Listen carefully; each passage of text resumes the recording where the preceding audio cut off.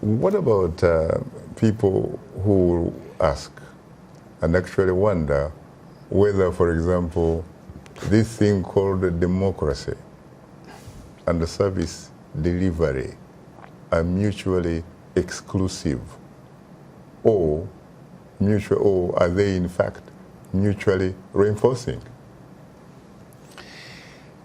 There certainly exists a strand of thinking that it takes an authoritarian in order to reform a society, in order to do what's necessary to make changes, to deliver services, and so forth. And which are some of the successful examples? So, for example, well, I would question that, frankly. Everybody points to Rwanda and what President Kagame has done. Has it in fact delivered? I'm not so sure about that. There's some evidence out there that the numbers that are used for Rwanda are questionable.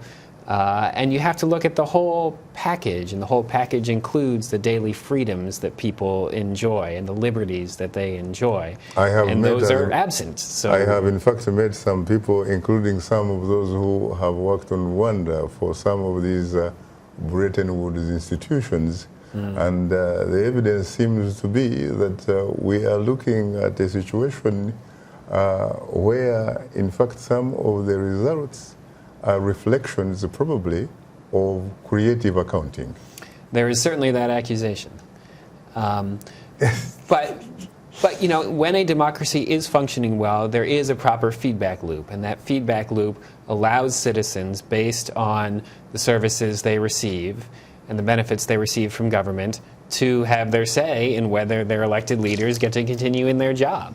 And so that is how it's supposed to function, and some countries have gotten to that place where they are willing to eject leaders from their positions based on lack of service delivery. Particularly in recent years, there's a remarkable turnover of leadership in Africa.